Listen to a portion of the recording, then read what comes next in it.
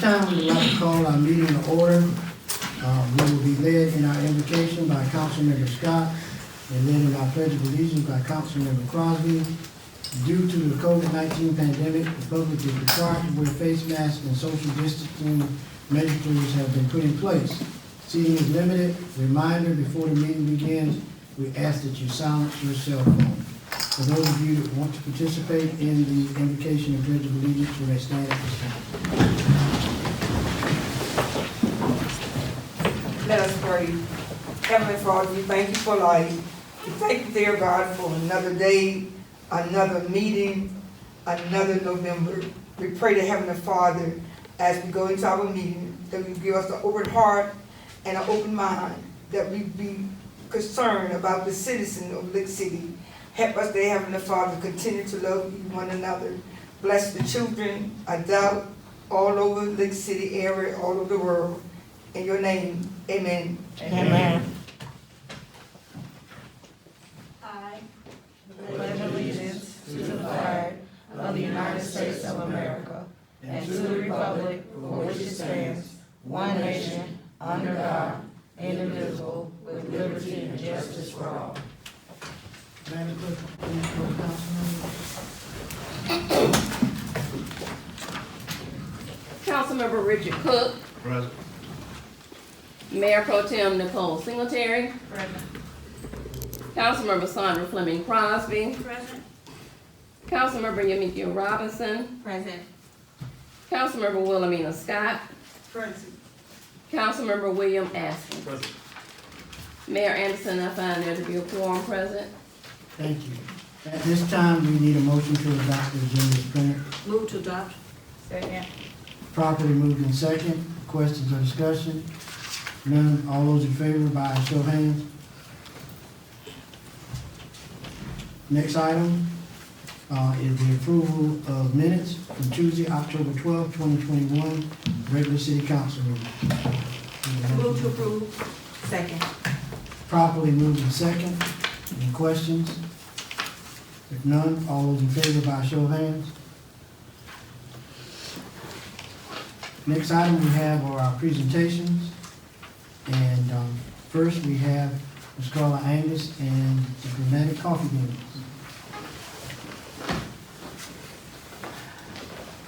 Good evening, y'all. Good evening. May I approach to give you some handouts real quick?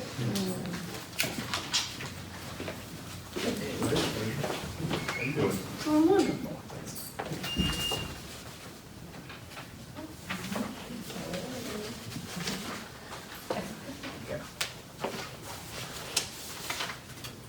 Thank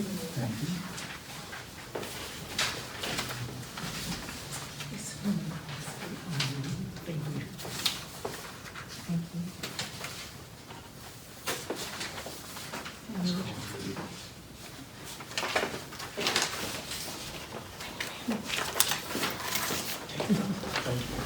Okay, good evening, y'all. Thank y'all so much for allowing me to speak. I don't want to take much time, but I just want you to know that the coffee beans started brewing in Lake City in 2012. We are still here. Many of you knew our organization by the performance team, our skits. I need to keep this on, right? The performance team, they did the skits for everyone. We have grown now to where we have general membership. So we are serving close to about 35 to 40 kids. Before COVID, we were up to a good 60 plus. So we're slowly building back up. What I provided there in front of you first is a RAC card. We are revamping that RAC card, but that RAC card has our website and things like that on it. So you can be aware of the organization, how to look us up and things like that. Now the next sheet I provided for you, I'm gonna peep at yours real quick. I want you to be aware of the different things we're providing for the youth. This is just our tentative calendar for the entire year. We meet on Sundays because our young people stay really busy in sports and things like that. So they bring me to town on Sundays and we meet on Sundays. And you can see there the themes that we follow. We're hitting on, when you see Stop It down there in March, that's bullying prevention. You see on What's Love Got to Do with It, that is STIs and STDs training that we do with the kids. We have socials, we're doing finance and career development. So even though we have a great time with the young people, we do hit on topics that we feel like they really need. So our organization is really about youth development. We have kids that are coming from the high school, J. Paul Trullo, Ron McNair, and Carolina Academy. And we have a few kids that are driving from Florence. So it's open to all the kids in the surrounding area as long as they can make it to the meetings. So I want y'all to know that's going on because it's your young people. So I thought it was very important to come to the meeting and share that with you. With that being said, you have one slip that I put in front of you. It's called our Community Task Force meeting. Now, prior to COVID, we kicked this off and then we had to kind of pull back, and we want to have meetings with our community to help us with our youth. So at this meeting, we share with you the grant that we're working with and also how we want to pull this community in to support our young people. So it's a very interactive, fun meeting, but we need you there.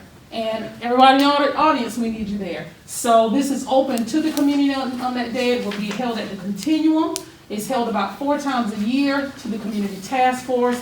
And we're hoping with your support that you can get the word out and lead young people through the doors of coming to the meetings. Right now we serve 6th through 12th grade. 6th grade we're piloting. 6th grade we're piloting. And then we serve as mentors for the young, for the youth, elementary and primary. We have a reading squad, so they kind of read with the young people, and we do things where we pair the older kids with the younger kids. But the organization itself, membership, kids have to be 7th through 12th grade, and once again, we are piloting 6th grade this year. So just want you to know what's going on. I want to thank you so much from the beginning when I first approached you years ago of supporting an organization, and just want to ask for your continued support and to ask you to please, if you can, attend or invite someone else to our Community Task Force meeting. It's on December 2nd, and it'll be from 6 to 7:30 at the at the Continuum, and refreshments will be served. So, are there any questions before I sit down? How far do you want to reach out? If they can come on Sundays and they're youth, they can come. Our big meetings are held at the Boys and Girls Club, just FYI. And then those of you who are familiar with Next Phase Development, we have our leadership, our smaller meetings there on 130 South McAllister Street. But our larger meetings are held at the Boys and Girls Club. So that sheet in front of you, majority of those meetings are at the Boys and Girls Club.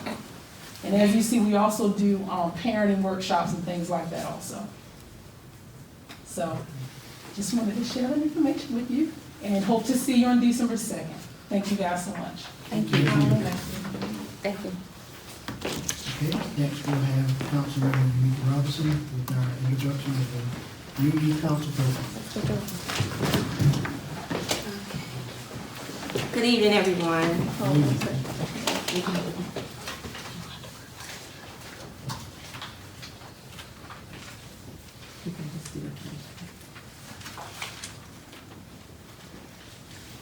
I'm not going to take up too much time, so we can go ahead along with our meeting. I just wanted to present this information to council tonight. I will have a chance probably sometime the early part of next year to introduce it to the community, teens, and parents. But wanted the council to get a feel of what my vision is for the youth council.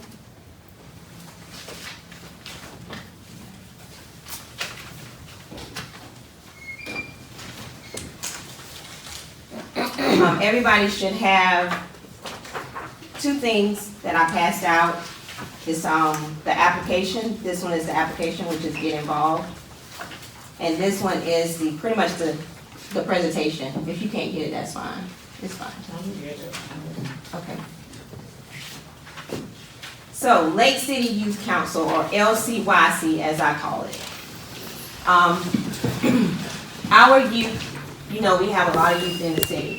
And our youth have a voice. And by this, I want our youth to be able to, I think it's gonna play. No, that was me. I didn't know where you was at. I was trying to No.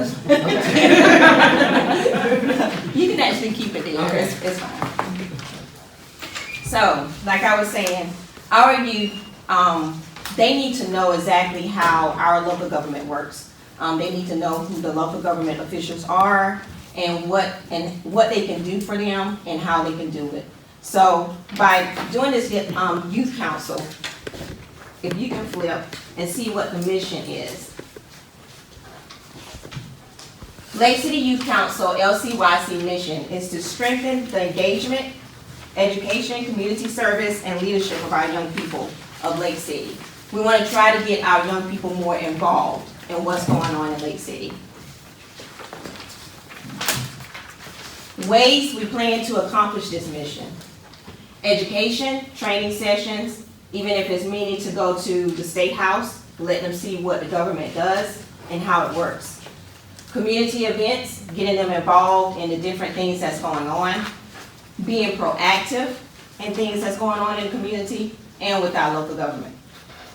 Advocating, because they have their issues that they can stand up for, and we need to hear from them. A lot of times the adults talk, for the teens, but we need to hear from the teens.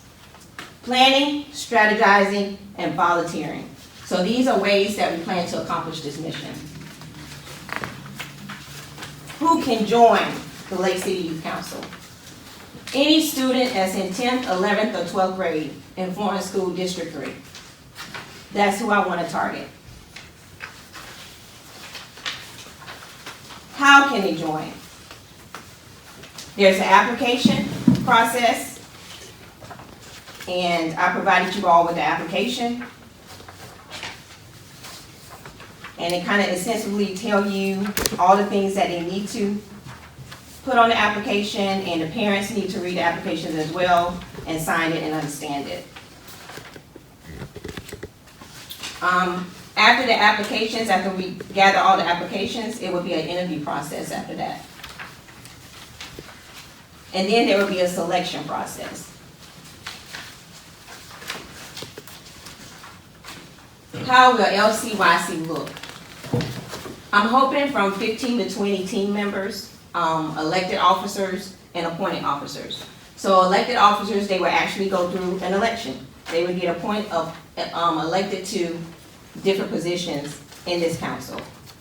And there would be appointed officers as well. So they'll go through the process of seeing how, you vote and the importance of voting. So they will be learning about the election process. I'm hoping to do this, I wanted to do this year, but of course we have a couple more months in this year, and we don't want to rush it, so I want it to be real effective. So hopefully next year we can get it started. Next year is a big election year for us as well here in Lake City, so maybe it can kind of coincide and go along with that too. Steering committee would be 8 to 10 adults. They would kind of be like advisors and mentors for the teens to give them guidance and support. So that's kind of like the breakdown. Do anybody have any questions from council? Might not want to send them to the State House, they might turn them off to the politics part. We might get some radical people, Everybody's some crazy. So if you're doing an interview process, does that mean some that may apply may not be accepted? Well, we're hoping to do just 15 to 20. I want to keep it that, small. So I don't, that's kind of what the application process is, and to kind of see what they want to bring to the youth council, if they're very interested, being engaged and involved. Can I ask a question on what do you have students maybe in 8th and 9th grade interested? Well, with the mayor actually, he spoke to some teachers at Ronnie McNear, and they're actually, before they even heard about the youth council that I'm trying to implement, they wanted to do a junior youth council. I wanted to start with 10th, 11th, and 12th grade, because they're about to enter into the real world, more than just the middle school. So I can work along with Ronnie McNear, the middle school age, to do a junior youth council, start with that. And hopefully the young people that's in the actual Lake City Youth Council can be mentors to them and help them out. Very good vision. Any other questions from council? I'll keep everybody abreast of when we have the community meeting in January, so if you have questions then I can answer them then. Thank you. Thank you, Councilman.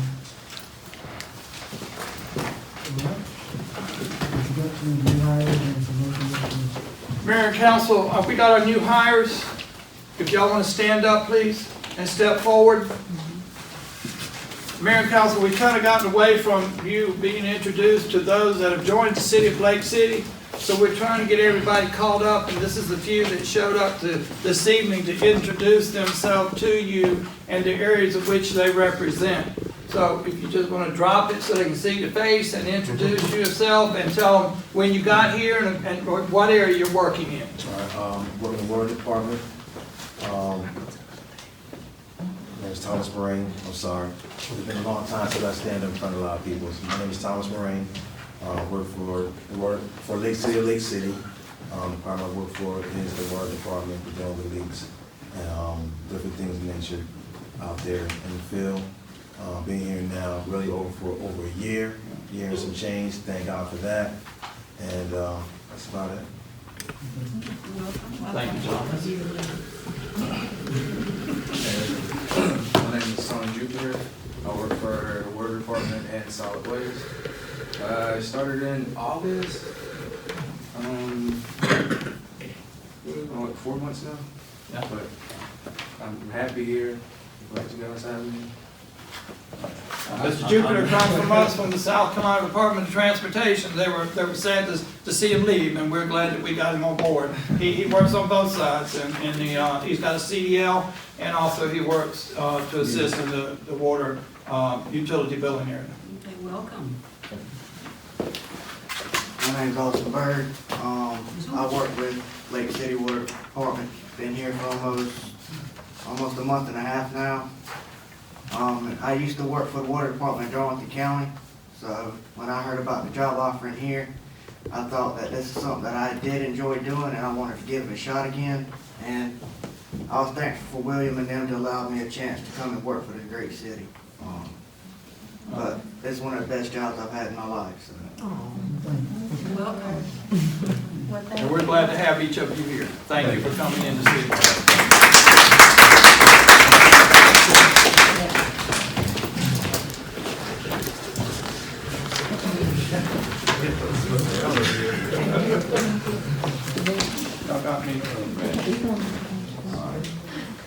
Mayor and Council, if you, we had some events in the city of Lake City, 4 concerts.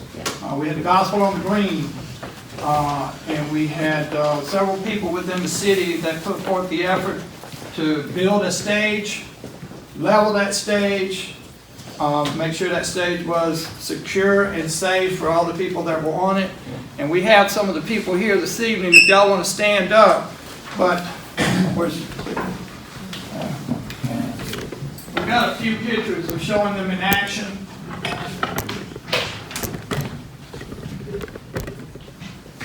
And that's the full stage put together with the skirt. And these are some of the people that assisted in doing that. I'll read their names. Garrett Brown, Nikisha Izzard, Tony Jupiter, who you just met, Derry Wilson, Perlice Barron, Tometrius Cooper, Edward Montgomery, Tayshawn Presley, Tony Singletary Jr., Robert White, Jonathan Kelly, Richard Canteen, Calvin Hanna, Michael Singletary, Tanya Huell assisted, the fire department and the police department were all involved in putting the special events on for the residents of the city of Lake City. I think that the Gospel on the Green was the highest attended. The last concert we had last week on the 29th was the next one. It's something new to the community. I checked with some other communities that started up this very same program. We're going to make some adjustments, hopefully bring it back next year, change it to a Saturday, and maybe do it in the springtime and not compete with school time. And hopefully we'll get it rolling. But I want to thank these people that put forth the effort and stayed after hours to put it up and take it down. So by the time they were through, by 11 o'clock at night, the stage was back in its house. And at the end of the day, the stage will end up on Cole Road as part of that facility. So I just wanted to bring this to your attention so these people could get some dues for their hard work. Thank you. Thank you all for your help.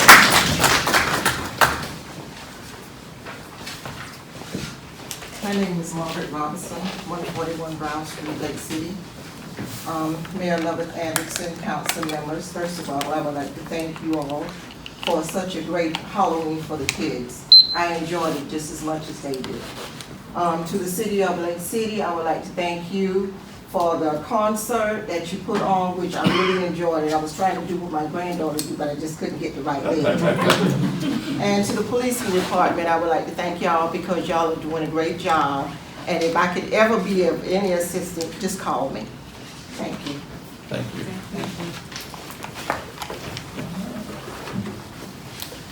Legislative. Anybody else? Okay, any others? Return. Legislative.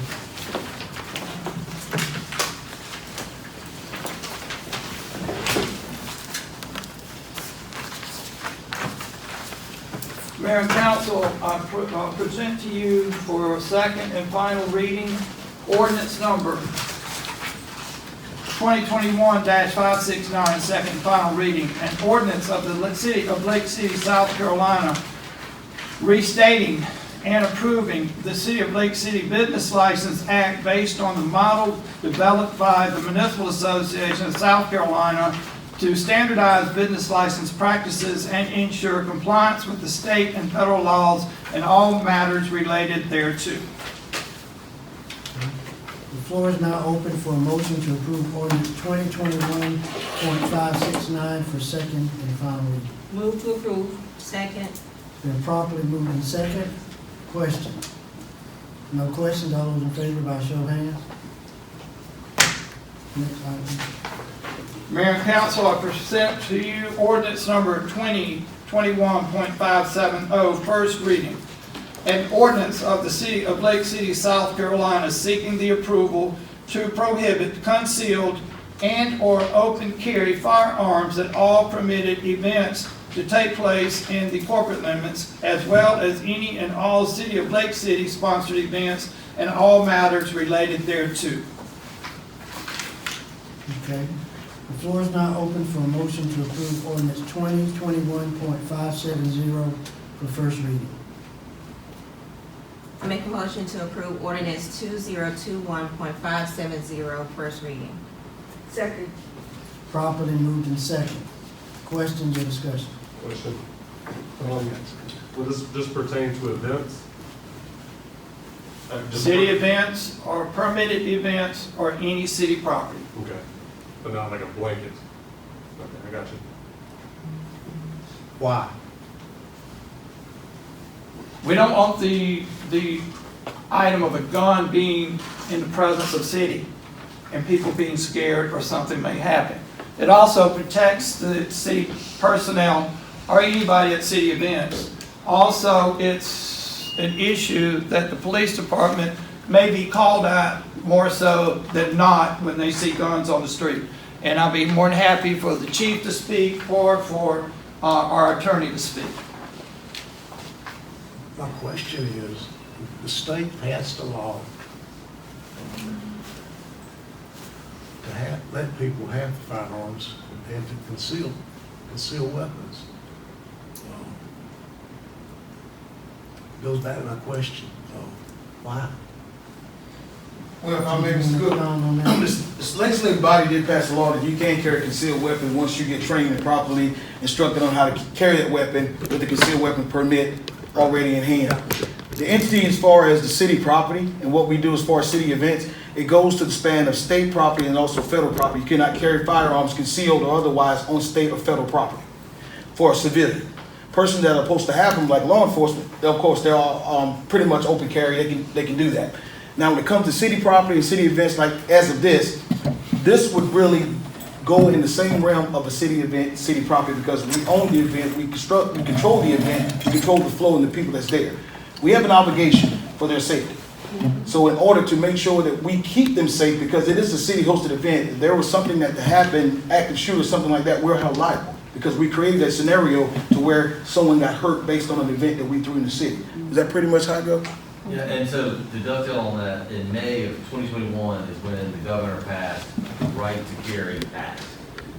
And what was unique about that act is it clarified what open carry or a concealed gun or weapon was, but it had a very specific carve-out for municipalities. And the entire purpose of that carve-out was this very thing, of saying, look, we recognize you municipalities may want to come into compliance with what the state property signage and law is, and federal. Anytime you go into a post office, it has the sign of, you can't have a concealed or open carry weapon. So what the law does is say, municipalities, if you want, you can pass this provision, right? And that's what the ordinance cites to say you can have permitted events. And so a permitted event is exactly that, a event you go get a permit for. And so it actually outlines it in the statute, which I can read straight from, which says rallies, fairs, parades, festivals, and other organized events for which a permit is issued. And so it's just bringing in line sort of that federal, state, and now municipality, which you trigger with this. Not all cities have utilized that provision, but many have. Columbia just passed it, Charleston's passed, most of the larger cities have all passed it. City of Florence. Florence did it 2 weeks ago in a special session. And so that's what, it's interesting, the sort of, the name of the act suggests it's just to kind of delineate what open carry is, but it has an entire carve out exactly for municipalities. So we have the right to basically pretty much do what we need to do to protect our citizens in a situation like this during the events, city events. It doesn't we can prohibit this, pretty much what this ordinance is gonna do. Pretty much. When this is passed, then the chief is prepared to place the state-approved signs, if y'all decide to go in that direction, at all city properties warning that these weapons are not allowed on the property. And so practically, what y'all will probably see are these new signs. Yeah. Like what you will actually sort of see and feel out in the community. There are new signs that the law says you gotta have X sign. And so that's what, those will be replaced as well around the city. So that means no illegal weapons will get inside, right? Say again? No illegal weapons will get inside. No, we can't guarantee that. We could just. The illegal part of it, the only thing we can control is pretty much I guess the security level of an individual that's bringing a weapon to a city mandated event or a city event. We're not prohibiting anyone's right to bear arms and carry their own firearm. That is not the purpose. The purpose is anytime you have a city event that we host, that we sign, and we say that we're having it for the community, when you do not have a caveat in place that says, hold up, we don't want any weapon because this is a family event or community event and we want it to be safe, you can control that with this mandate, with this resolution. If you don't have that, once you have a city event, everybody who has a gun can walk in there and do as they please, and you can't control it because it's against the law now to approach anyone with a weapon unless you have probable cause to do so. So unless you put it out there saying no open carry, and we have a city event, my officers can now approach and ascertain as to why you have this open carry because it is a permitted event. But if you don't have that in place, anybody can walk up with a rifle, pistol, and just we can't intervene. That pretty much how it goes? Yep. Gotcha. Well, my deal is, I don't think this is, the definition has been put out like it should be, and we both know it tonight. I agree with it. I'm not arguing that point. The point is, we got people all over the city that carry weapons with their the right credentials and all to go with it. And I don't think it's been put out properly so the citizens will know what we're talking about. All right. Now, if we approve this, are we gonna come back and train everybody, the whole city? It's not our part to train. That they would have to take that to the state. State does the training, correct? Right. It doesn't intervene. I got the training. The training for the weapons thing, I understand. You gotta have the card and all that to go with it. I mean, I understand that, but are we gonna, we're gonna train the citizens about the laws? You mean like educate them? Yes. Yeah, I mean, because this is first reading. This is first reading. This is first Yeah. reading, so. And along with this comes probably we should have brought a sample because the state issues the signs. We just can't go and say print these signs. Yeah. We have to get them to the state and they're mandated certain size. It has to have this and the document. I have a couple of them. He'll go get a copy, but everything that this is taking place is in the guidelines of what the state allows us to do. We would educate our community various ways, and hopefully more in the future, what our rules and regulations are regarding this. In any event that we have, then we have the opportunity, we need to let them know the rules in regards to open and carry. They're not allowed at this event. Does this mean that we're gonna come back at a later date and want to ban all weapons in the city? No, and I will say this, with all of the shootings we've been having lately, with the gunfire around town, you have to take some sort of stance on how we're gonna kind of clear some of this stuff up. Lake City itself has been very fortunate with lack of deaths from firearms, but it doesn't mean that they're not firearms. There are many folks, some are sitting in this room, that can tell you they hear gunfire all hours during the night and all over town. It's not one section of town.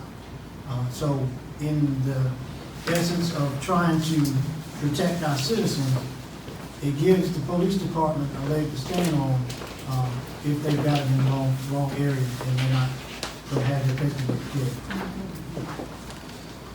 Now, this is what the state mandates, that once this is approved, this is what we can put up. We can't put anything else up. So in a roundabout way, in a reality, when we have an event, we have to educate them.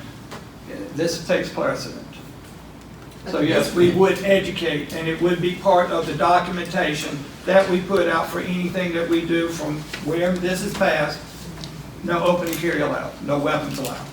And this is for city events. This is only for city events. But the businesses are allowed to put that. We have no control over the businesses. But they can't. They can Not do the saying same they have thing, control. and get the state to send them this document, and they can post it in their, they have the right, that's their business. Yes. But it's gotta have certain specifications. The law even written as to the dimension, the size, and the width, and what should be displayed also for those who have auditory and visual impairments. It tells you in the statute how big, what the font should look like, how it should read, the bar across the gun and everything. They're real strict on that, but we can't control private businesses. Yeah. Yeah. So by law, we can't just go on the computer and say, this is what we're gonna put in the window. No, we have to put this up. Thank you, Chief. Any other questions? My question was, does that mean we're gonna go back and later say we cannot have weapons in the city? That's a question none of us can answer. That's right.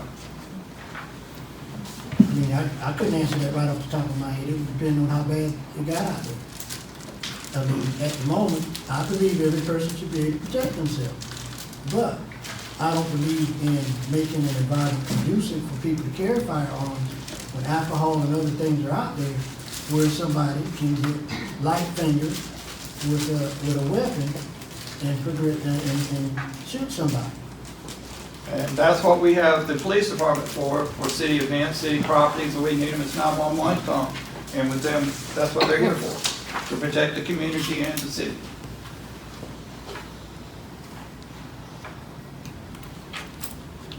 Okay, any other questions?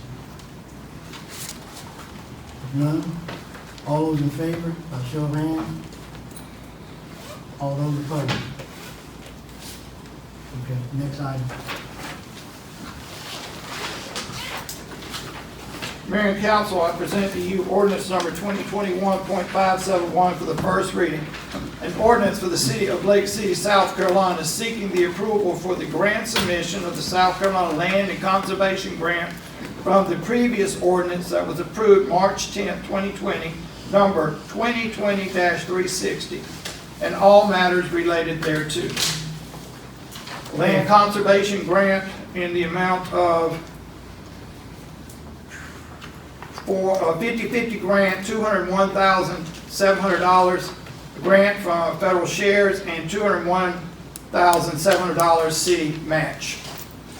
And it's for Blanding Street Park, and the property would have to be marked on our deed that it is that, and we can never do anything else with it. We would have 2 years to finish this project from the date it's signed. Park on Blanding, and on Blanding Street. Yes, sir, the park on Blanding Street. This was something that was discussed back in March of 2020. Now it's at the point we need to certify that we are approving the acceptance of the grant funds and that we approve that we're going to match it at $201,700. Where we getting our money from? Let's get $201,700. to the questionnaire part. Okay. First, the floor is now open for a motion to approve ordinance 2021.571 for first reading. Approve, move to approve. Second. It's been properly moved in second. Now, questions. Where are we getting our part from? We'll have to budget that. We have 2 years to pay that off. Haiti has recommended that we use some of the PARD money that we usually get to the various things, and then we would just have to budget it with the rest of the funds, the next year's budget. Any other questions? Do explain what that means in regards to that property about. That property, you literally will place a notice on the deed that we no longer, basically we give up our rights to it. We never can do anything else with it. It's in perpetuity. It's indefinite. If you plan to take a piece of it and do something else with it, you have to get permission from the federal government. 9 times out of 10, they're not going to allow it. If you want to then do something with the park and make a park someplace else and put a housing development there, can't happen. You give your rights up for that. And for that area of the park that this grant is pertaining to. It's going, basically, let me explain what it's going to do. It's going to be one full-size multi-purpose field, one half-size multi-purpose field. It's going to give you walking tracks, a sewer pump station, sewer lines. It's going to bury all overhead power lines, lighting, landscaping, benches, and my bicycle rack. That's what this grant will concentrate on. So exactly which part or what part of Blandon Street Park is this? You know, when you go to the very back and they put those new fields back there, that vacant property behind the 2 baseball fields in the very back, next to the woods. Okay, the basketball court is there. Correct. Correct. That stands by itself. It's that vacant cleared lot behind the 2. Behind the radiator shop. Right. And it's that whole cleared lot. It's nothing that's wooded. That still belongs to the city, but that area right there would be deeded that the federal government has a lien on it, so where we can't do nothing for perpetuity, for indefinite, ever. But with this grant, they plan to do all of these things with it, the bicycle, the walking track and all of that? Well, when it was originally put together, the estimates came in at this amount: 1 full-size multi-purpose field, 1 half multi-purpose field, walking track, a sewer pump station, sewer lines, and buried overhead lighting. Put new lighting and landscaping, benches, and a bike rack. When they originally did these numbers, that's what we came up with and what the grant would pay for. So if this is approved, that would happen? If we approve, if y'all do the reading and approve this, we'll commit that we're going to pay $201,700 over the next 2 years to match these funds, but we come up with the money up front, and then they start reimbursing us. And then we don't have control over the property at all? Basically You just pretty not. much paid? Yeah. Are you familiar with these type, that you can share anything, Charles? Not really. I would need to make further inquiry into the specifics of this. I am generally aware of the Conservation Bank and how they operate and what they do, but as to the specifics, it's not something I've studied. During the grant award that we had over teams, it was point blank stated that it would need to be noted in the deed that this part of that land was locked up with federal funds for this grant. But it can only be used for the specific purpose that's in the grant. Correct, yes. We lose basically control over it, forever. But the city will have responsibility to keep it up. We have to maintain it. And that's part of the agreement that would be written into the signed document that we would send back to them accepting this grant. That we commit that we'll put forth 100% effort and the staff to keep it mowed, keep it, set up year round. So we maintaining something that we won't own? Well, then we pay half of it. Are we gonna be able to get all this done with the money since? I can't answer that question. Only thing I can go on Haiti and Stephanie when she was here, Ms. Snowden, and the grant preparer and state say When this was originally done back in March 2020, when they first started working on this is what they came up with. And if y'all so desire, again, this is not something that was presented to me by Stephanie back then, and it's come back up, and I'm happy to look at that, look at it, and provide any more context of that. Yeah, and I wasn't sure about it either, and we searched the records, and that's when we found it was presented in March 10th, 2020 to council, giving her the authority to do this process, ordinance number 2020-.360. We did find it. Well, since we don't have all the information we need, and it was not presented to us, can we just make a motion to table it until further? Make a motion, a second, and vote. I make a motion to table that .5. first reading of our ordinance 2021.571 until further information is gleaned. Second. Okay, it's properly moved in second. You got one motion on the floor now, but this will take care of it, right? You don't need one. What was that? The motion was to table. Table, a second, and then vote on it. Yeah. All right. So, all those in favor by show of hands of tabling it? All right, can I make a statement? If the questions that you wish answered, so I can address them individually, could you email or text them to me, so I'll make sure I cover everything that you're curious about? Okay. And we get them in a, can represent them next month. And I'll look at it. Is that agreed upon? All right, thank you. All right. Next item. Mayor and council, I present to you for consideration ordinance number 2021.572 for first reading. An ordinance of the city of Lake City, South Carolina for the approval and acceptance of funds in accordance with the American Rescue Plan. The distribution of funding was approved by the President Joe Biden in March of 2021 for each state. The following terms and conditions will be followed by the city and other matters related thereto. American Rescue Plan, receipt of funds agreed to, award terms, conditions for use, and other matters related thereto.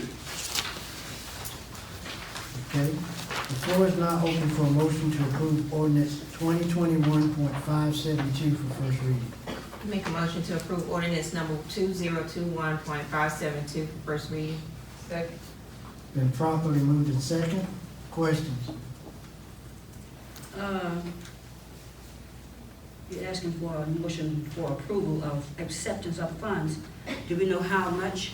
The total funds the city of Lake City has been awarded are $3,234,492.20. They're payable in two parts. The first one has already been deposited into the bank. It's waiting for your acceptance for us to record them in our books in the amount of $1,617,246.10. Exactly 12 months from October 26th, we will be getting another deposit in the amount of $1,617,246.10. Those funds are earmarked for investing in public health, a premium pay for employees, for essential workers, those that did not have the capability of working from home, replacing lost revenue, administrative services, mitigating economic impact, investing in infrastructure such as water, sewer lines, and system issues. Okay. Can I get a copy of that? That's in your file. It's in there. That's right, I did. Yeah, just look at the second, page 36. Okay, any other questions? And we have until what year do we have to actually spend those funds? They're wanting them to go out the door immediately, but from my understanding, there's a 3-year limitation on it. So we will begin reporting on them in February. And there will be quarterly reports thereafter until they're exhausted. And we have to account where we send every penny to. It's got to go through council specific. Yes, well, basically, what the guidelines here and what we plan to do is have a public hearing before next month's council meeting and then go into council meeting so we can bring up to what y'all want to do with it in the guidelines of what's been set forth by the federal government. That was my next question. I was wondering if we were gonna have a public hearing so everybody, the community can find out or hear how we're gonna use these funds, because we had to actually issue them a list, right, pretty much a plan of how we're gonna use the funds. When we filled out the online surveys for setting up the city's account, we committed to what the federal government said. Okay. And so yes, we committed to these terms, and that's the only reason why we were awarded $3,234,000, and it's based on the population. Because it was easier to do that by the population as opposed to trying to figure out another calculation. Go ahead. You also gave them this? Yeah. Oh, yeah, and I'll bring to your attention, in your pack, there's this brochure which talks about the American Rescue Plan for your reading. I also sent an email out to each of you with a link to the federal website, which is a 151 brochure page directive by the federal government, which is what we used to put this together, and also what the Municipal Association has been educating us on with the rights and the use of it. And so this ordinance is agreeing to the general terms of receipt of the money. The next step is the public meeting, y'all assess how to expend the monies, and then those things can be passed. Probably do it by ordinance, so maybe you can do it by resolution on how y'all see fit. But those expenditures simply have to be in line with the regulations and guidance, and that's how it sort of flows. And in reality, the federal government wants the funds spent as soon as possible. They want the money back into the system. They want to be able to help the federal economy. And that's the reason why they did it this way. It must be done following the rule. Yes, sir. Any other questions? If none, all those in favor, by show of hands. Next item.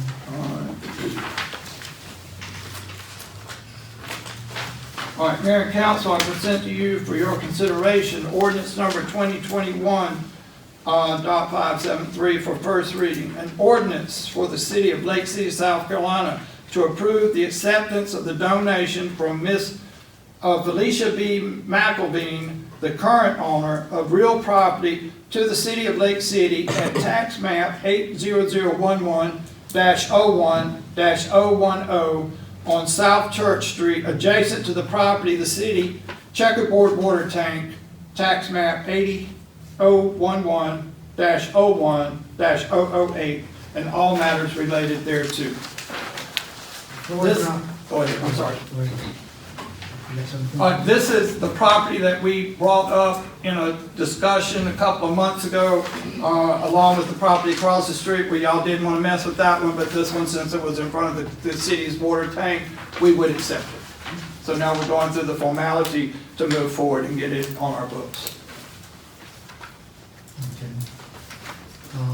The floor is now open for a motion to approve ordinance 2021.573. Move to approve ordinance 2021-573, first reading. Properly moved in second. Questions or discussion? When it says acceptance of the donation from Ms. Felicia B. McElveen, what is the donation? The land. Just the land? Just the land that's sitting, she's the owner, and they're wanting to get it off her estate or her record of ownership, and they want to give it to us, and it is right in front of our property. Any other questions? Are there any, to your knowledge, are there any pros or cons that you need to? Basically, from conversation with Ricky Sims and Randy Driggers, their Chief Driggers, it's in front of our water tower, and it would then save us, if someone else decided to get it or it was sold, then we can protect it and make sure we have access to our water tower easily. And it's adjacent to our property, so we have the control over it. Check it out.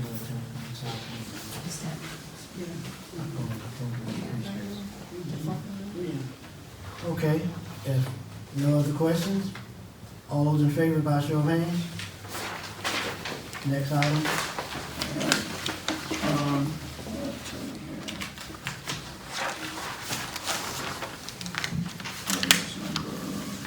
All right, the next one, Mayor and Council, for your consideration, Resolution 2021.407 for approval. A resolution of the City of Lake City, South Carolina for the approval of declaring the Lake City Fire Department Bureau Breathing Air System serial number 119794 as surplus property to be sold on Gov Deals and all matters related thereto.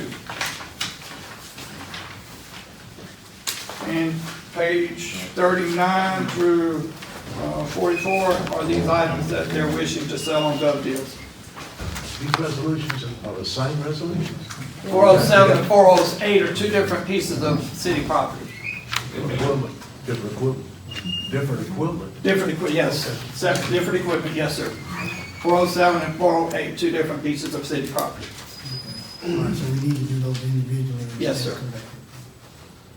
Okay, need a motion to approve resolution 2021.404, I'm sorry, 407, for approval.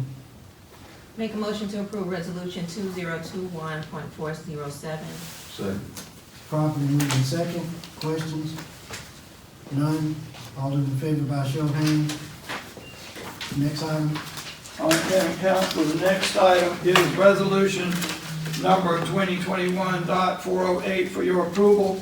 A resolution for the City of Lake City, South Carolina for the approval of declaring a Lake City Fire Department Bureau Breathing Air System serial number. It's the same serial, that's why, Yeah, it's two different equipment. It's It's two- a different error. but not the same. It Yeah, is, it's different equipment. It's different equipment. let me see, serial number CE 807R14, which is actually on page number 45. The correct serial number is actually on the resolution itself. On the paper in front of you for consideration, it's a copy and paste. But the correct serial number is actually on the resolution, Right. 2021.408. I apologize, I see what you're saying now, Councilmember Cook. Okay. Floor is now open for motion to approve resolution 2021.408 with the necessary correction. Move to approve resolution 2021.408. Second. Properly moved in second. Questions? All those in favor by show of hands. Next item. Mayor and Council, for your consideration, resolution number 2021.409 for approval.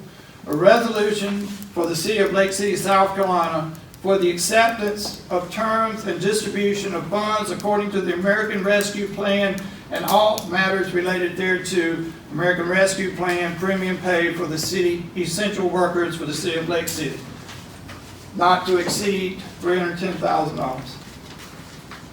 Okay, the floor is now open for a motion to approve resolution 2021.409 for approval. Move to approve resolution 2021.409 for approval. Been properly moved in second. Ready for questions? You said not to exceed how much? $310,000, you got a typo on there.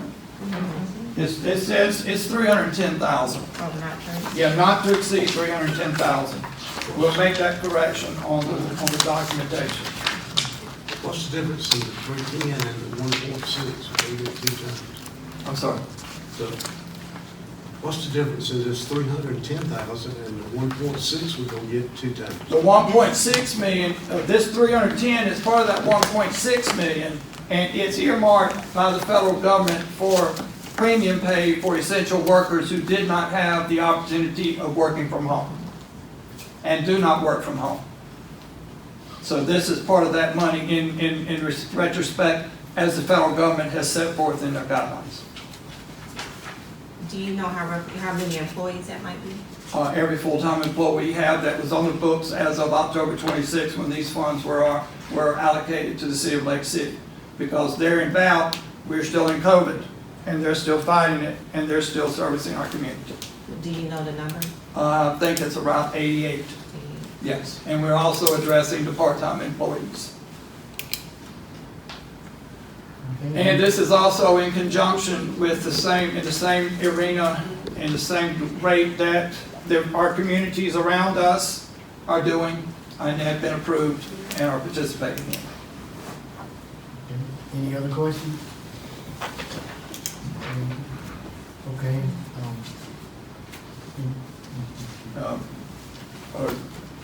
Time for y'all to vote. All right, all those in favor of 2021.409 for approval, show of hands. All right, Mayor and Council, in the city administrative report, we have a few things that we're going to address tonight, and I put the packages out. One of them is an addition that was left in front of you this evening. It has my name in the upper corner, and I'm going to refer this to Councilmember William Askins. He brought it to our attention and wished to present this just as an open discussion to see if we want to pursue it further. It looks like this. It's a little packed to itself. Okay. Councilmember Askins, you have the floor. So one thing when we went to the MASC conference that I always asked was, what can we do for local businesses? And pretty much the main answer was, you have to look at the procurement ordinance to help protect local businesses. So I took a shot at writing up an ordinance, so I haven't read through it all yet, so I'm probably going to have to get up with Mr. Alpach and go through it a little bit to tweak it. But I got from the MASC a template that they use for local procurement in terms of our procurement. And the next meeting, hopefully we can present it and we can vote on it and discuss it. But that sums it up.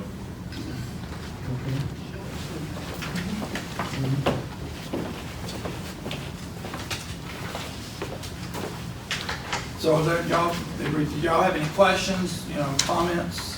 Well, we're gonna have a time we can sit down and discuss this. That's why we're bringing it to the table now, so we can discuss it in an open forum.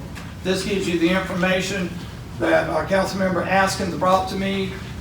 We vetted it with our attorney to get their view on it, which is attached in the back, and the various information that he compiled for us for review and consideration. So next month we can have a conversation in regards to it if you wish to have it put on the agenda.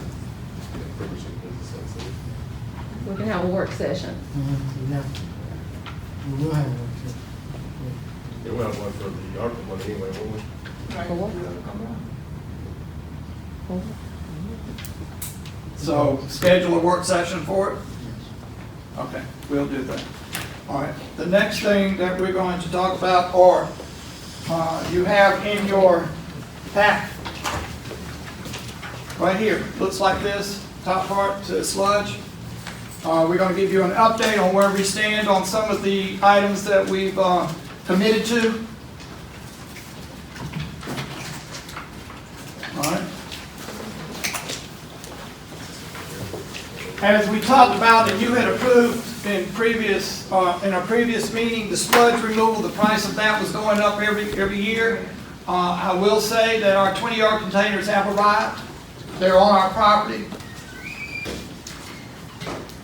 They're all three of them. Now, I've been in conversation with Amic, and the hoist truck to move these containers is due here by the end of the month if everything lines up as scheduled.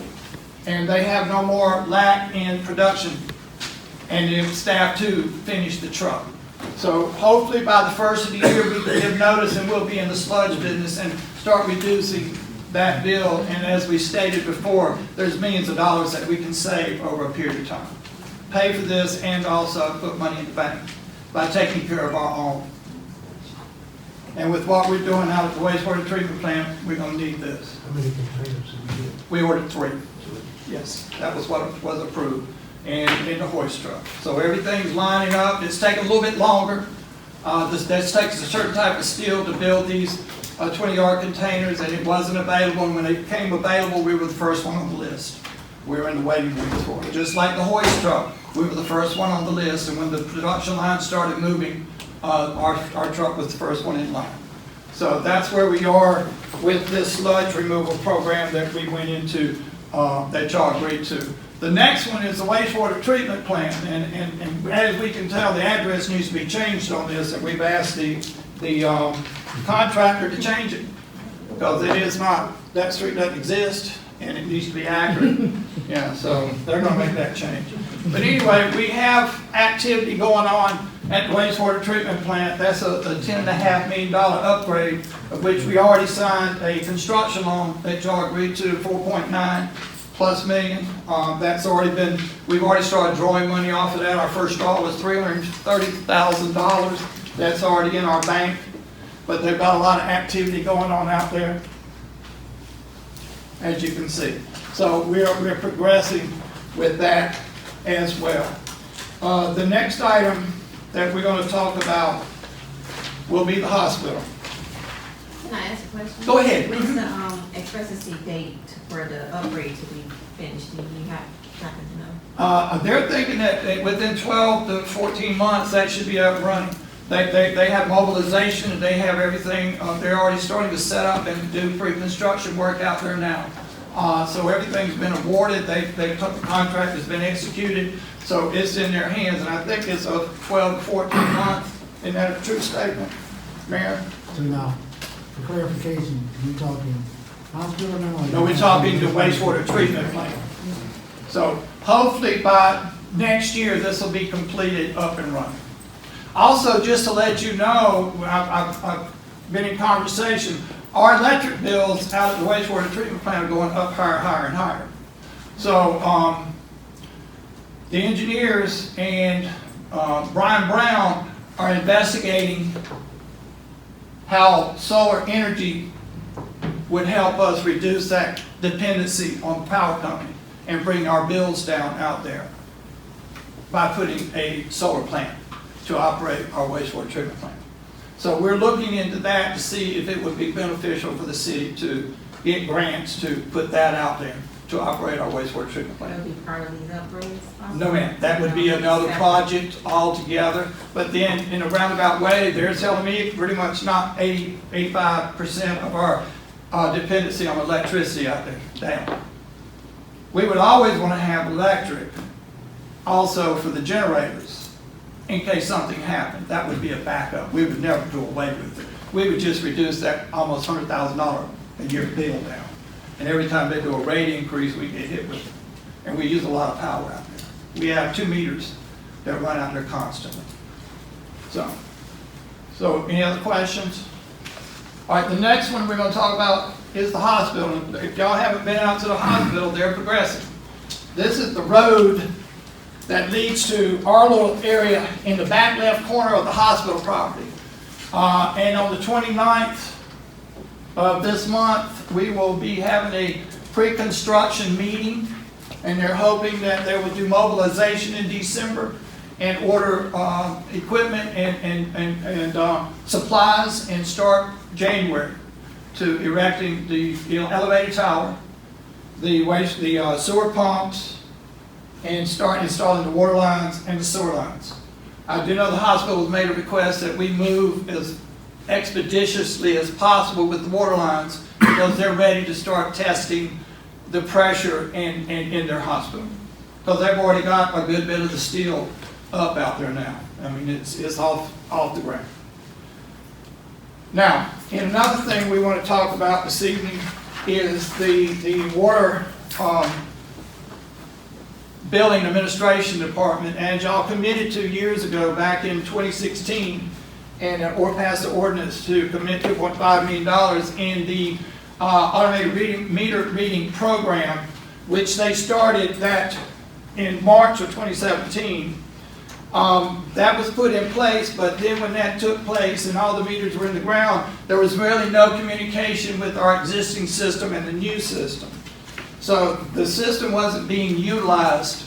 We bought a Cadillac, we had a Volkswagen, and they weren't communicating. We then invested in February 2021 the additional funds that were still sitting there that had not been utilized. We bought 288 Ally meters and 150 iPearl meters. And those were put in the ground, and during the same time the staff started working with Ferguson to get Nicholson's database cleaned up. And to where Nicholson's database and the RNI system then started reading each other. So now our Volkswagen was moving into Cadillac stage, a good way of putting it. So we were now utilizing what we bought and what we paid for. So with that being said, what their monthly manual readings were doing was taking about 3 weeks. They actually did the readings for this current month in 3 days. The information that we get from the system is more accurate. The 288 meters that we put into the ground are now feeding Nicholson, and it's updating our system with their usage.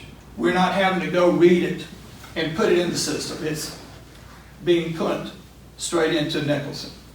With that being said, we have also, the cutoffs have been cut down we did cutoffs last week for 2 days, whereas before it was a week plus. Also, we have control of those 288 ally meters from our computers in the office. We're now putting the laptops in the trucks, so where they can have access to the system and they're not running back and forth and working on paper. So everything they're doing now is more accurate, more efficient. They're now spending time in keeping the systems up and running and making the necessary little minor maintenance on them so we can keep them running. So in reality, we really had 4, we now have 2. And like Jupiter introduced himself, he's on both sides. He plays CDL in the garbage area as needed, and he helps out in the water billing department. So in a roundabout way, with everything that they've got going on and they did in the water department, the previous years we requested write-offs at $400,000 and $300,000. Last year we did a write-off on June 30, 2020 of $107,000. This year we put the mayor and council on for the write-offs on June 30, 2021 of $101,000. So with everything that we put in place in the water department, we're more efficient and we're getting our money more up front. So we've got a system, we've got a group of people that's headed in the right direction, and they're making it good for the city. We have payment plans in place. We're able to monitor those plans. We're communicating with the community or the people that's on these plans to make sure they make their payments. We're working with them when they have issues.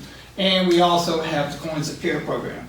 Now in the Coins of Care program, we got a balance in there of about 9,000.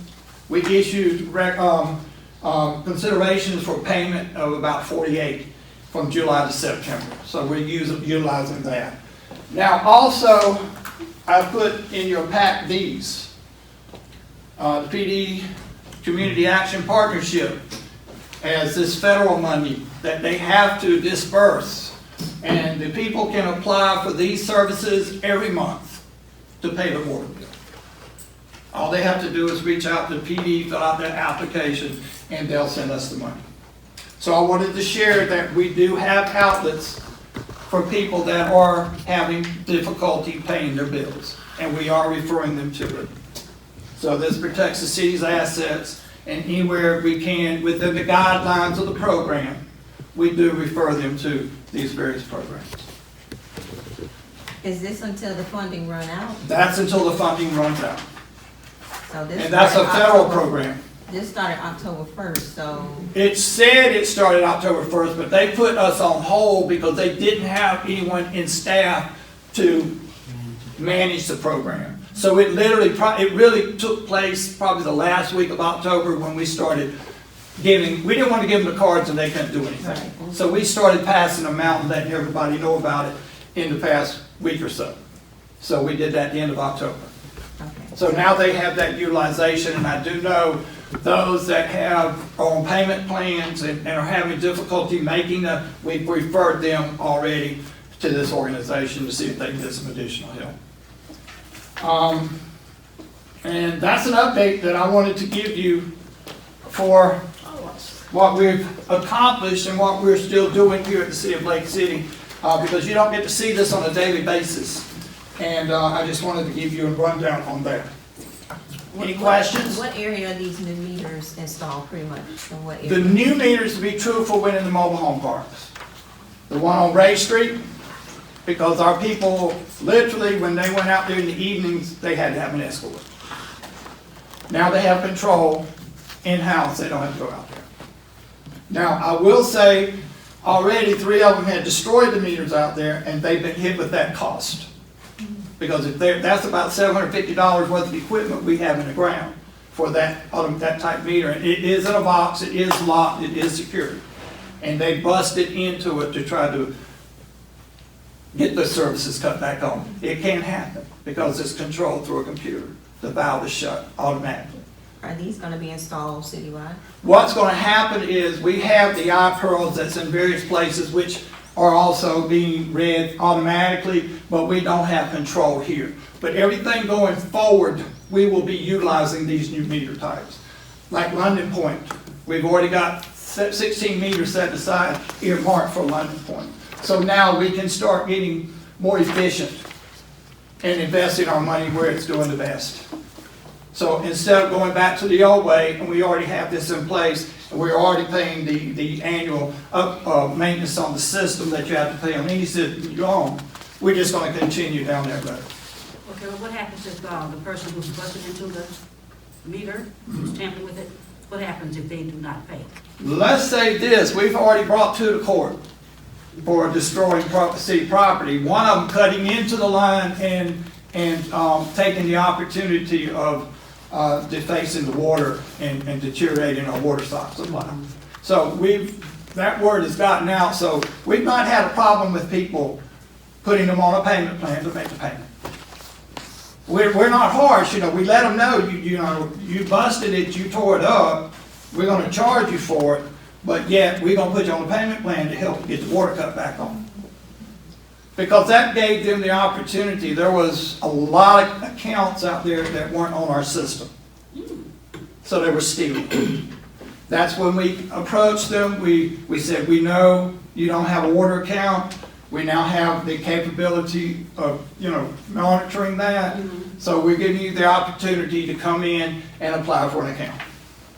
And at that point, if they didn't have the money, we could send them to Coins of Care to say, these people are hardship consideration, can you pay the application fees to get them set up? And then we would, depending on the lease, the time period they were there, we would do a minimum and calculate an average bill that they would agree to, and we would give them ample time to take care of that also. When you took them to court, what did the court say? They had to pay the restitution to the city, or they would have to pay, they would reinstate the court fees, and they would serve time in jail. Has anyone served time in jail? No, they've been paying the restitution fees on a time payment. I mean, we're working with them, but we just need to let them know that, the city can't keep allowing this to happen, especially if we take the chance that you're going to deteriorate our water. Because this person had cut into our line and it flooded a whole area to the point that the water was knee-high in a ditch. Okay. Got it. Any other questions? All right, then the next thing we're going to talk about is the financial report. That's on page 56 of your package.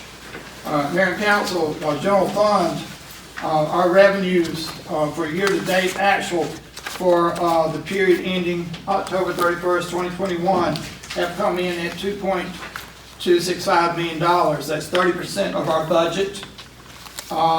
The expenditures are at $43,645. That's 44% of our budget. So we've got overexpenditure of $1,078,000. But then in return, I'll remind you, we receive our taxes in arrears. In July and August, we're still putting taxes back into the prior year, and that's when we start catching up. The water fund revenue was in at $568,165, 36% of the budget. The expenditures are $412,022. That's 26% of the budget. So we have a surplus of $156,143. In the sewer fund, the revenues came in at $1,043,054, 36% of the budget. The expenses are at $914,090, that's 31% of the budget. So we have a surplus of $128,964. And as a whole, the city should be about 33.32% of the budget, based on where we're at for October. So that's the financial report through October 31st, 2021. Any questions? All right.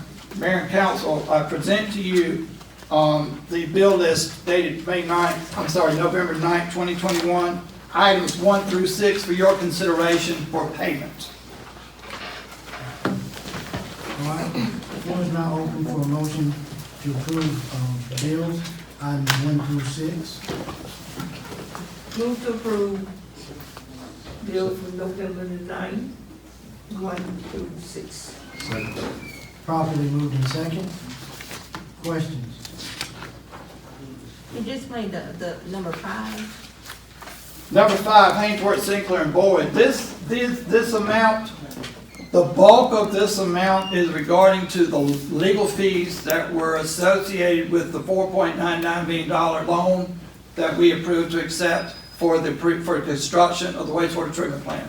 There were legal fees associated with that. So we paid this out. Plus also, some of the other items that we had were resolving some issues from prior management that just lingered on. So Charlie Ipock can speak on anything that in detail that you might want to add questions to. The wastewater treatment, that actually is for work done all the way in 2019 by a separate finance council. So that's not a day-to-day thing. That's for that specific project over a 3-year period.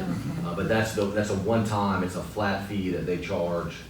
And so that takes care of that. And then the other is for, yes, some sort of lingering, ongoing issues and then issues that we've had to address with special call meetings and those sorts of things here somewhat recent. The business license hearing we had.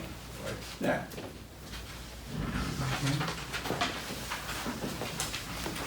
All right, any other questions? If not, all those in favor, by show of hands. All right, Mayor and Council, Chief Hooper, you have your report? Yes. Thank you for your consideration.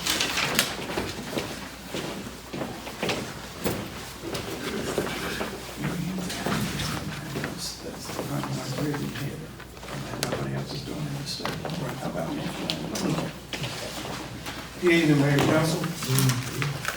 Citizens of Lake City. This month, for the police department, we had an uptick in aggravated assaults. Within the month of October, we had 13. A year ago to this date, we had approximately 49. So we're under with that, but still we're talking about one-on-one assaults with violent intent. Simple assaults, we had 13 also. Vandalism, which is malicious injury, malicious damage to personal property, that was around 18 of those. Narcotics violations, we had 9 for the month of October. This time last year was 79. As far as property damage, malicious damage, in October, we had 18. This time last year was 105. Weapons violation, there were only 2 for October. This time last year we had 14. Previous years was 43. Domestic violence, for October was 6. This time last year was 32.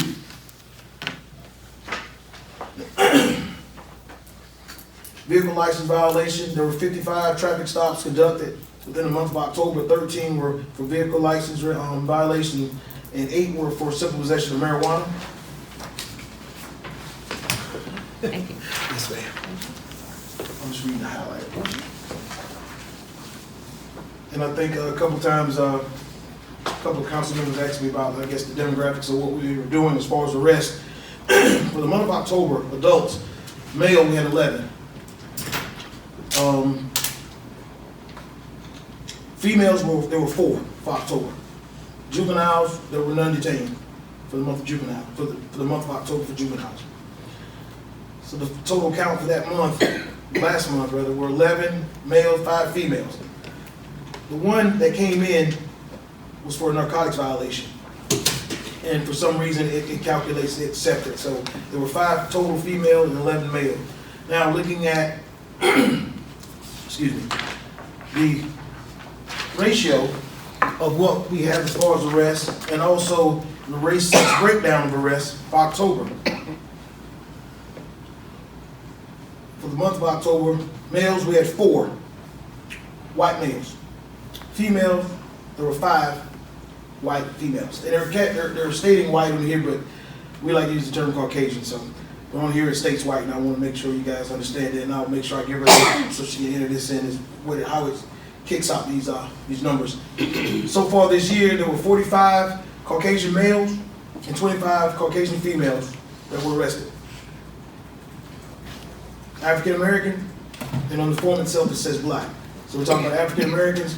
There were 6 males, no females. So far this year, there's been 139 African American males and 31 African American females. And it goes in line with the demographics of what we have in Lake City because we have a larger population of African Americans than we do Caucasians. So we're well within the guidelines of being fair and consistent in what we do as far as the rest. Also, several months ago, I was working on a grant with Ms. Haley in reference to a youth intervention program. Right now, that grant was awarded to the City of Lake City Police Department, and we're actually moving forward to start making some progress on it as far as assigning someone to it to work it. This grant has a 4-year span, but we make sure that we put in those numbers every year for it. Cooper, remind them, this is one that y'all approved in last month's agenda. And I do appreciate everyone for doing this because we've had so many calls and concerns about what the youth are going to do, what we can do for the youth. This grant was awarded to Lake City Police Department, the City of Lake City, to be the only grant that's awarded in that field. This is the only grant in the state of South Carolina that's working as of now as far as the youth intervention program. This grant was awarded to us based on the information that was received by the South Carolina Department of Public Safety.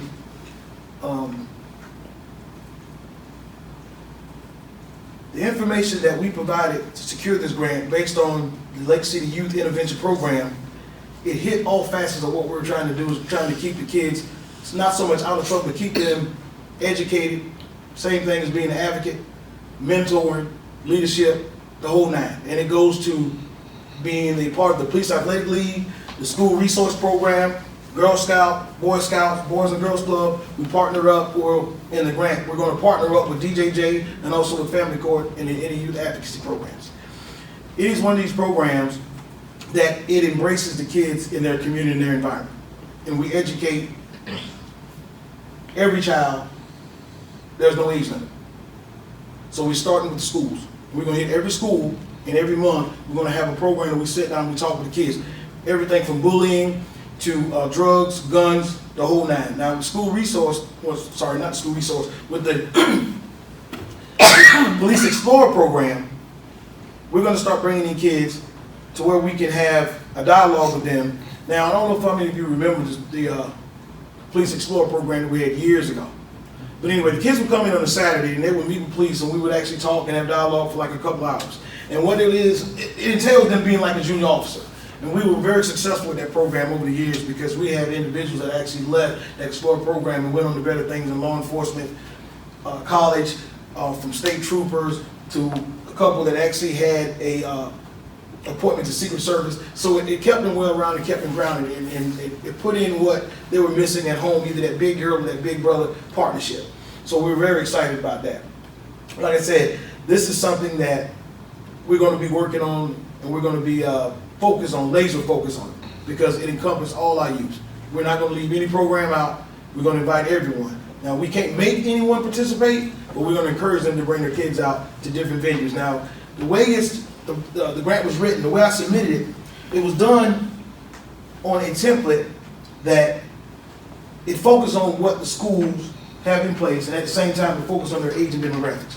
So we're not gonna show them something that's so, do a presentation on drugs and these kids don't know what marijuana is. We're not gonna educate them on trying to secure certain stuff when they don't know what it is. We're gonna keep it at the age that they can understand it.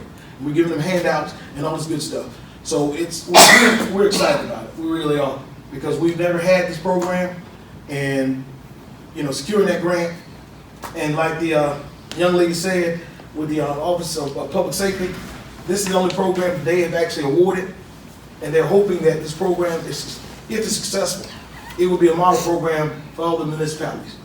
So we put some time in it when we did it. So in a roundabout way, this is a pilot program for the state of South Carolina to see if they can take what they put together and put it in other communities across the state. So I think that's a major accomplishment for Chief Cooper and Haiti working together to put these documents together, and they accepted them the way they presented it to them and said, we're going to give you this money and you're going to pilot it for the state. Yes. How much is the grant? The grant was given to us for $22,000. It was the max at the time for this type grant for the community. And it's over the span of 4 years. Yes. 22,000 for 4 years? Say again? 22,000 for 4 years? Yes. Okay, let me ask you, is there a component in there that addresses the negative effects of smoking? And the reason I asked that, yesterday, I saw some young girls walking from Rodman near school, Right. after school ended, walking along smoking. They have issues inside of the school, there in high school, where the kids are actually vaping in the bathrooms. Right. So We can actually pull in individuals like Circle Park and things of that nature, so it keeps it open and broad. Now, the denomination of money, $22,000, it doesn't seem like a lot, and it really isn't a lot. But what I like about the grant, and I'm glad it's not a lot, because it puts the burden and the pressure on us to educate our kids, not give them money. I can buy them anything they want. It's not gonna do any good. I like that face-to-face time. The people that we're talking to, the kids that we're gonna be interacting with, should have a face to what we're saying. We're not worried about the money, because this is gonna come from what we do in life, peer mediation, and that's what we're gonna do with it. I mean, we got it, it was approved, and it's one of those things that's not gonna require a lot of money, but it's gonna require hard work and determination for us to work with them one-on-one. And it's gonna require, within the concept of this program, the burden and the stress is not going to be on the city. The burden and stress is not going to be on the officer or that youth intervention specialist. Everything is going to be a totality of the parental involvement also. We're not leaving the parents out. So we're not going to run anybody's kids. But we're going to educate them on helping them on how to identify what's going on with their child and get them where they need to be and assist them in all this stuff. And that's going to take us to partner up with DJJ, the Youth Advocacy Program, the 12th Solicitor Circuit, and also the Family Court. So it's going to be a group effort. It's mental health. It's the concept of it takes a village. Because there's something you can undertake. You can give me $5 million for this grant, and you can't touch a child with that. You got to have the programs in place, and it's got to be consistent. So we're going to work with what we have, and hopefully when everybody comes to the table, based on what we're trying to do, what we're trying to accomplish, I think it'll work out. We're going to save what we can. when are you hoping to start this program? We actually already started. We're scheduling a time next week with Dr. Hickson to get with her, with the school district, to see what time is available for her, so we can have a Senate group that we can actually talk to the middle school, the elementary school, junior high, and the high school. Everyone has a different level. So you can bring certain presentations and certain dialogue to the age groups. Right. So everybody's coming in at a different level. Yeah, and then we're gonna reach out. Then once we do that, then of course we're reaching out. I can't think of his last name, but Mr. Stormy at the Boys and Girls Club. That's his name. Is his last name Stormy? Or his first name Stormy? I believe it's his last name. Okay. Well, the Boys and Girls Club. We Gillens his last name. there you go. Stormy Gill. Yeah, that's the name I'm looking for. But anyway, I spoke with him briefly a little while back, and I kind of gave him a heads up on what we're trying to do. And of course, he wants to be on board with this also because he wants some presentation done and some dialogue and some conversation with the kids that come to his program. So we're really on board. And I mean, the partnership that we actually started, and we have letters from the 12th Judicial Circuit, from Family Court. Also, we're drafting letters now from DJJ. So it's going to be an all hands on deck. So it's not money, because I can bring them here every day and feed them every day. But what you put in is not what you're going to get out of it. Are you only partnering with certain organizations or with anyone that would like to partner with you? Because like DCD with Ms. Carla, Oh, yes. you Yes. know, any organization that wants to. It's pretty much any organization, and of course with Dramatic Coffee Beans, that was already on the list. Yes, ma'am. But we were kind of waiting because we submitted it several months ago, but we had to wait to October 1, the first week of October, to get the permission for it. Well, got awarded. Once we got the award letter, then of course, this council and mayor, you guys approved it, so we were able to accept the money. So I didn't want to put so much out there and then get turned down and be embarrassed about it. Any other comments? Before we close out, and thank you, Chief. Yes. I did want to mention the community block grant.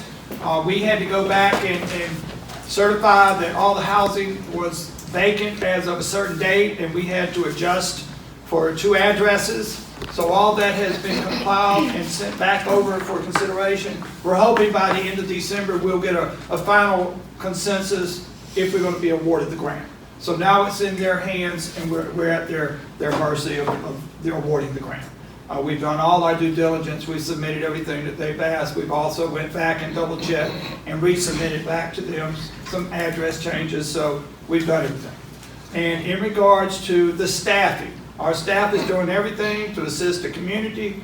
They're not grumbling about it. They're happy. We're at 100% staffing throughout the city except for the police department, and Chief Cooper and Major Miles are doing their due diligence and trying to find the correct people to blend in with what they already have. So they're not just grabbing up people, they're doing their due diligence. So hopefully in the very near future, the city will be at 100% staffing. So that's all we have for you tonight for the administrative report. Okay, council member report. We'll start with William. Let's say I've had 4 calls, good calls about the waste pickup for people. So I know usually they get complaints, but I've had 4 over the past week. So whatever they're doing is doing it right. So let them know if you would. I let them know every day. I appreciate it. Thank you. I'll let them know. Yeah. That's it. Okay. Scott? Things were going good. There's a lot of buildings in our community that need to be cleaned up or fixed up or whatever. Yes. And just, people just litter out in my area. I just I feel like, if I was a police for somebody, not a policeman, I would take a whip sometimes, I see them just swinging. But it just, to reinforce, clean it up and picking up, taking care of your own. That's one of the problems I have in my area. But anyhow, my hats go up to the police department, fire department, everyone that participate in all the activity that was going on for the holidays. And we have my blessings because now it's Thanksgiving and Christmas coming up. And I know y'all doing the best you can. And hope to see everyone next month. Thank you. Councilmember Cemetery. I just wanted to say that I enjoyed the Halloween ornaments. I really enjoyed it. I brought some people out, actually from Atlanta, who actually helped me and Councilmember Robinson out there passing out candy, so I really did enjoy that. Hope to see you guys next month. There's a lot of information tonight, great information. So, yeah, see you next month. Thank you. Councilmember Carter. Okay, I want to commend all the staff for the jobs they're doing and congratulate the new employees. You're doing an excellent job. And I also want to send a happy birthday to all the November babies. I'm one, yours truly, yes, on the 17th. And Carolyn Graham, part-time driver, November 5th. Nicholas Bostic, patrol officer, November 6th. McKenna Newell, volunteer firefighter. November 10th, Michael B. Johnson, shift captain. November 13th, Chelsea F. Katie Rice, LCPD, administrative assistant. November 17th, Sandra Fleming Crosby. And I haven't had a birthday, you know. And Nakia Izard, is it Nakisha, okay, yeah, I'm blind. Okay, customer service manager. Thomas Black, fire lieutenant, and November 18th, November 27th, Garrett Brown, meter technician. And all the people going on this month are very wise people. So they're great people. Some are Scorpions and some are what kind of Scorpio?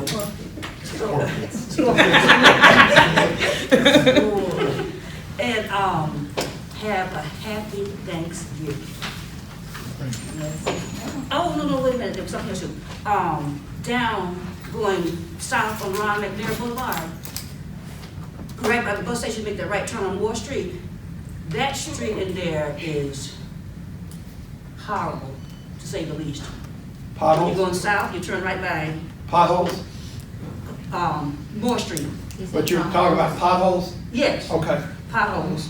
Right as you turn, make that right turn, it's filled with potholes, and you go further down, lots of potholes. I'll check. I'll need to first find out if that's a city or a state street. We can tell you already. It's a state It's a state street. I will get with the DOT here in Lake City and see what we can get done. All right, thank you. And will you get back with me and let me know what they've said? Yes, ma'am. Thanks, I'm sorry. Thank you, everybody, for coming out tonight with their concerns and ideas and suggestions to keep our city moving forward. Please continue to encourage everyone to come out to the meetings. Sometimes it can be short, sometimes it can be long, but it's very important to come out and be heard and be informed. I want to thank my mom, Ms. Margaret, for showing your gratitude to the city of Lake City. Thank you, and thanks Ms. Carla Angus for her leadership with our young people in Lake City with DCB and all that she does. I thank everybody for listening to me out about the hopes of implementing our Lake City Youth Council. Hopefully next year, definitely need everybody's support because it don't take one person, it takes all. And I'm hoping that will be very effective in our city. To actually show other municipalities, about Youth Council. And congratulations to the new hires and recognition of city staff. The city events were a time to bring the citizens together for a safe, fun, and enjoyable time. So I really enjoyed myself. I think my baby girl enjoyed herself more than anybody, being on the stage. Of course, we have a bunch of community events that's going on. I know that everybody's not on Facebook, but I do try to put them on Facebook, City of Lake City page, and all different pages. We put what's going on in the city, because a lot of people are having different events. We're having a community winter drive that is, we're collecting donations for hats, socks, and gloves for the students in Florence School District 3, and that's in honor of Everett Sanders Day, which is actually tomorrow, and that was proclaimed by the City of Lake City in 2015. This young athlete, Everett Sanders, went beyond to save the life of a coach during that time. So this is in honor of him. He wanted to do something for the community, and this is what we're doing. So if you'd like to donate those items, they will go towards the students of Florence School District 3. We're having different canned food drives. The Greater Resource Center is doing different community events. So just try to support and uplift our community. Thank you. Thank you to everybody. Thank y'all for coming. Chief, I wanted to ask you, what do you accredit the decline in arrest to? I'm just not being. No, sir. What do you credit the decline in the arrest and the stops and stuff to? Proactive police, just getting out there and learning the community, learning the people, and having that dialogue with them, and just being present. But it's not so much as being there, just learning what type of environment that you have. Just getting out there and knowing the people. That's all. It's communication. Thank you, people too. Yes, sir, I will. Thank you. Y'all have a good Thanksgiving. Yes. Thank you. I want to thank everybody that came out tonight. We had a full meeting tonight. We covered a lot of territory.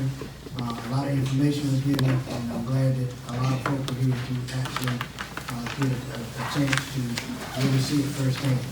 I think over the past few months, people are beginning to see. I wrote down a couple of tweets yesterday that showed street that the Boys and Girls Club is on. Out of all those lots on that street, and y'all know how bad that street was looking, there's only one lot on that street now that hasn't been cut.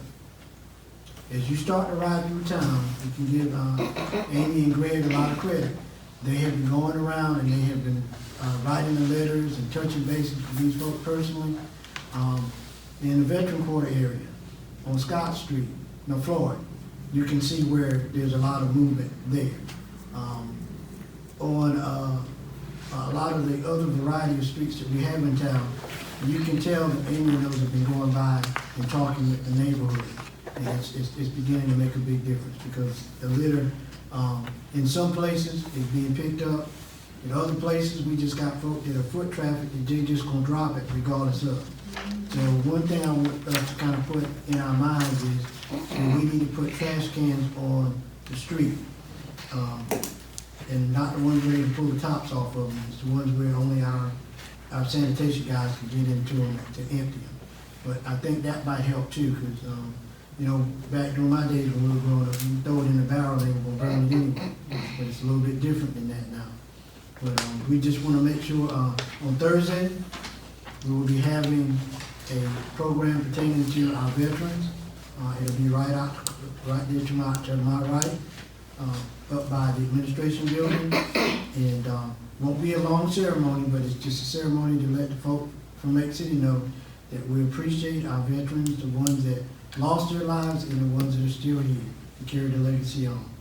I want to thank each and every one of you for your time and your effort in what you do. And a lot of times you do a lot of things and you don't get a thank you, but you're not doing it for the thank you. You're doing it because you love mankind, and God sees that. So you all take care of yourselves until we meet again. And do I get a motion to adjourn? One quick thing, the Christmas events in Lake City, beginning of December, hometown holiday or? Oh, okay. We have that on the? We do. We have the Christmas parade that's gonna be sponsored by Lake City Chamber. That's on December the 3rd. That's in the evening. And shortly after the parade, we'll have the tree lighting ceremony on the corner of Main. Church and Main, in that lot. And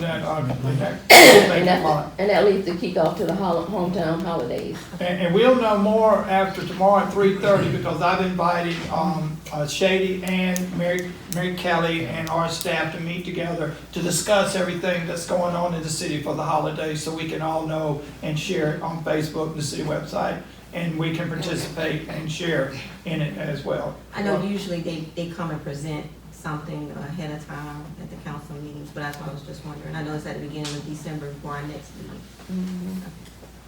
Okay. Do we hear a motion to adjourn? Motion. Probably moved and second, all in favor, wave your hand and go.